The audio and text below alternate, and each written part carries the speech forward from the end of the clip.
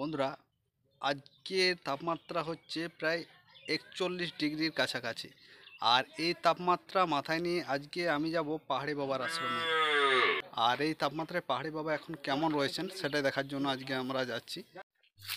তো শেষমেশ বন্ধুরা, অনেকটা রাস্তা এই প্রচণ্ড রোদের মধ্যে দিয়ে এলাম এবং এসে দাঁড়িয়েছি একটি গাছের নিচে।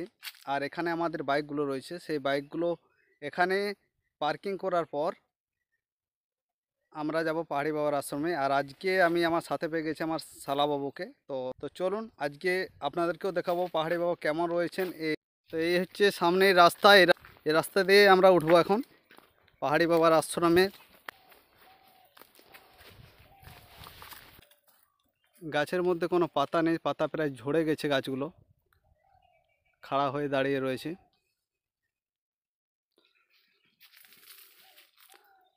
বস, খুব সুন্দর একটি সুগন্ধ ভেসে আসছে বাতাসে।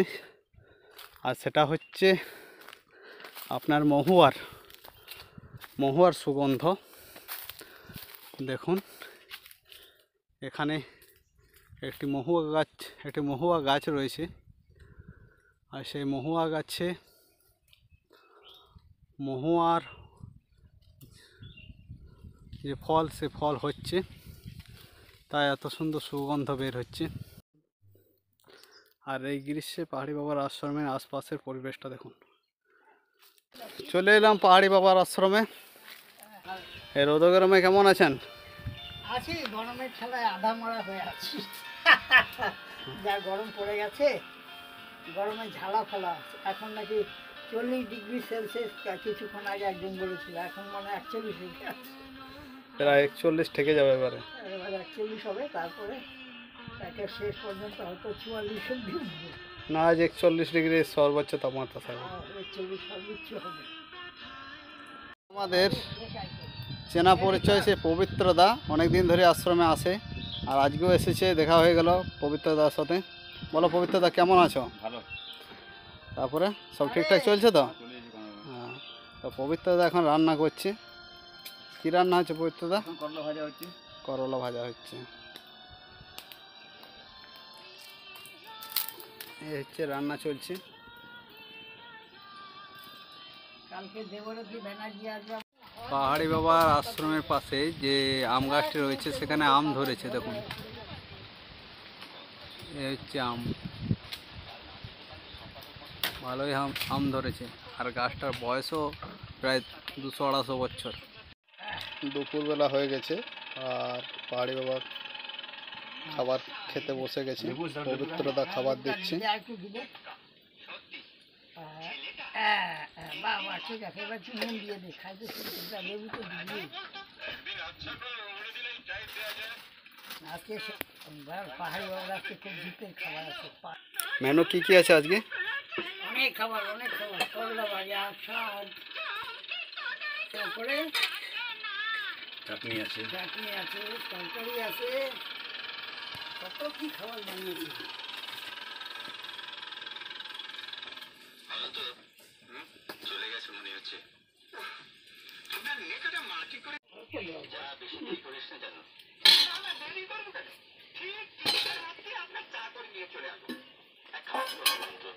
চাটনি কিছু বাটি দেবো।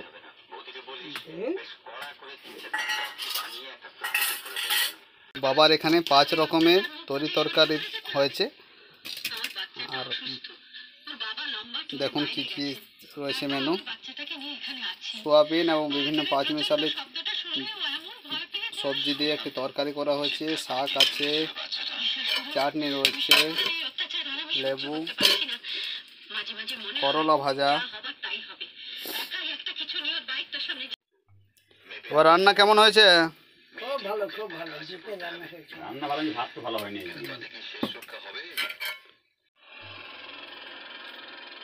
পবিত্রদা এবং পাহাড়ি বাবা দুজনে একসাথে খেতে বসে গেছে।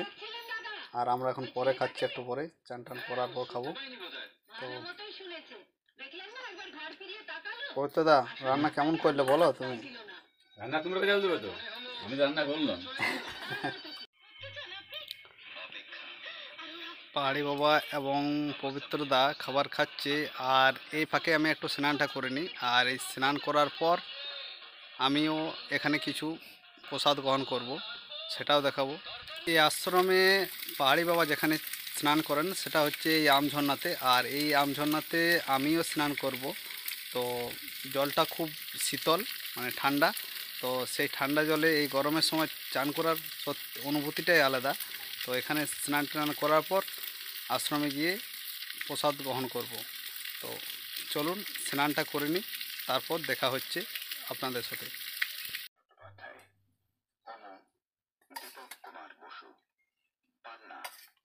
স্নান করার পর বাবার আশ্রমে প্রসাদ খাওয়ার জন্য বসে পড়েছি, আর প্রসাদ দেওয়া হয়ে গেছে। দেখতে পাচ্ছেন 4 থেকে 5 রকমের তরকারি রয়েছে, চাটনি রয়েছে, তাছাড়া রয়েছে আপনার করলা ভাজা। তো এখন খেয়ে জানাচ্ছি কেমন লাগছে। এগুলো কোনো কথা না।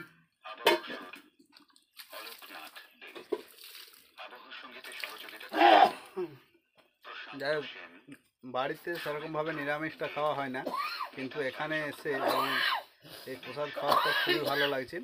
আর পবিত্রদা খুব সুন্দর রান্নাটা করেছে। কোথা থেকে এসছেন? আমি এসেছি রঘুনাথগঞ্জ থেকে। মুর্শিদাবাদের রঘুনাথগঞ্জ থেকে নিয়ে এসছেন। উনি পাহাড়ি বাবার সাথে কালকে কথা বলেছেন, আর আজকেই চলে কালকে এসছেন। কথা বলেছি, আজকে একটু এসেছি। তো আসতে অসুবিধা হলো? আসতে অসুবিধা কিছু হয়নি, ওই পাহাড়ে যে উঠতে রাস্তাটা চিনতে পারছিলাম না। গরম তো পড়ে গেছে, আর আজকে তাপমাত্রা প্রায় 41 ডিগ্রি কাছাকাছি। তো এই সময় আপনার দিনগুলো কেমনভাবে পেরোচ্ছে? কেমন আর পেরোবে, এখন যা হয় আর কি। প্রচণ্ড গরম লাগে, গরমে হাঁসফাঁস করতে হয়। কিন্তু আবার এই তো গরমটা কেটে গিয়ে যেই না বৃষ্টি পড়তে শুরু করবে তখন হবে মশা। তখন এবার সারাদিন মশা তাড়ানোর জন্য বারবার উনানে ধোঁয়া দিতে হয়। ধোঁয়া দিলে ঘন্টাখানেক মশা একটু কম থাকে, তারপরে আবার মশা আসতে শুরু করলে আবার ধোঁয়া দিতে হয়। এরকম করে মানে রান্না করতে গিয়ে তো ধোঁয়া হতেই থাকে, কিন্তু রান্নার পরে যখন বিকালের দিকে কিছুই না থাকে তখন ইচ্ছা করে পাতা টাতা জড়ো করে ধোঁয়া দিতে হয়। ধোঁয়া না দিলে মুশকিল। তো এই ধোঁয়ার কারবার আর এই বর্ষার দিনের কারবার দেখে আমার কিন্তু মনে হয় প্রাচীনকালে মুনি ঋষিরা অগ্নিকুণ্ড বানায় বসে থাকতো না, অগ্নির ধ্যান ফ্যান কিছু না। মানে আগুনটা জ্বালায় রাখলে একটা উষ্ণ উষ্ণ ভাবও থাকবে, আর একটু ধোঁয়া ধোঁয়া ভাবও থাকবে। তার ফলে কী হবে, মশা মাছি কীট পতঙ্গ এমনকি বাঘ ভাল্লুকও তো আগুনের সামনে আসতে চায় না। তো সেটা থেকে সেভ হওয়ার জন্য, রক্ষা পাওয়ার জন্যই লোকেরা ওরকম করে থাকতো প্রাচীনকালে বলে আমার তো মনে হয় ওরকমই। তাই আর প্রাচীনকালে মুনি ঋষিরা তো জঙ্গলের মধ্যেই তপস্যা করতো। আর তপস্যা জঙ্গলে সবচেয়ে ভালো হয়। গ্রামের দিকেও তো আমি থেকে দেখেছি। এখন গ্রামের মধ্যে নানা ধরনের গোলমাল ঝগড়াঝাটি অশান্তি, কে কার সঙ্গে ঝগড়া, কে কার সঙ্গে ঝগড়া, এইসব তো হতেই থাকে। আর তখন একদম আছলা গালাগালি দিতে থাকে।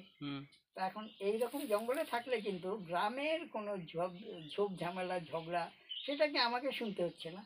তা একদিক থেকে মোটামুটি রেহাই পাওয়া যায়। তাই তপস্যার জন্য, ধ্যান জপ করার জায়গা। ধ্যান জপ করার জন্য মোটামুটি যদি নাকি বনের মধ্যে কেউ মানে আস্তানা গাঁথতে পারে সেটা ভালো। আর ঘরের মধ্যেও হবে না তা নয়, ঘরের মধ্যেও তো অনেকেই করেছে। যেরকম রামপ্রসাদের কথাই ভাবি না কেন, ওর তো স্ত্রী পুত্র কন্যা নিয়েও তো তপস্যা করে সিদ্ধি লাভ করেছিল। তা এখন সবার জন্য একরকম হয় না, ঈশ্বর যার জন্য যেমন রাখে তেমন হয়। তা এখন আমার কাছে তো আমার মনে হয় এটা তো একান্তবাসের প্রিয়, কারণ আমার পাশেও তো একটা সাধু বাস করে, কিন্তু সেও তো থাকে না।